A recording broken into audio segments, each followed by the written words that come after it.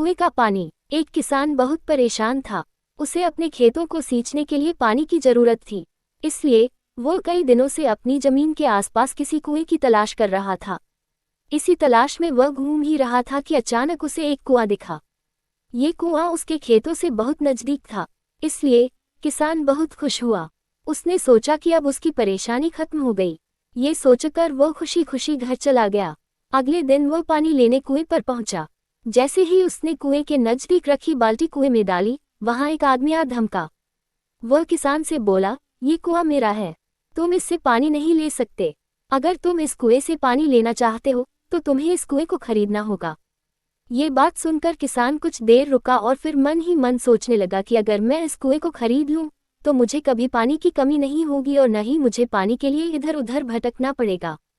फिर क्या था, दोनों के बीच एक रकम तय हुई।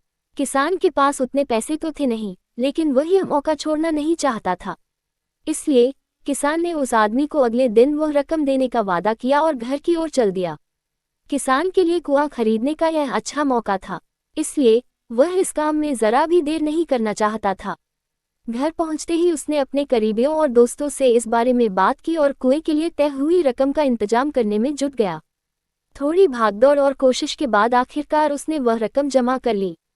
अब वह पूरी तरह से निश्चिंत हो चुका था कि उसे कुआं खरीदने से कोई नहीं रोक सकता। जमा हुए पैसों को लेकर वह फिर घर चल दिया।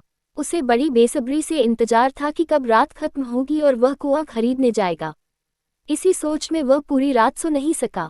अगले दिन सुबह होते ही वह कुआं खरीदने निकल पड़ा। उस आदमी के घर पहुंच किसान ने उसके हाथ पर पैसे रखे और कुएं को खरीद लिया। अब तो कुआं किसान का हो गया था, तो फिर उसने पानी निकालने में देर नहीं की।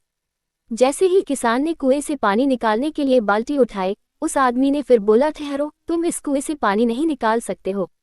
मैंने तुम्हें कुआं बेचा है, कुएं का पानी अभी भी मेरा है। किसान मायूस हो गया और न्याय के लिए राजा के दरबार में शिकायत करने पहुंच गया। मालूम है उस राजा का नाम क्या था?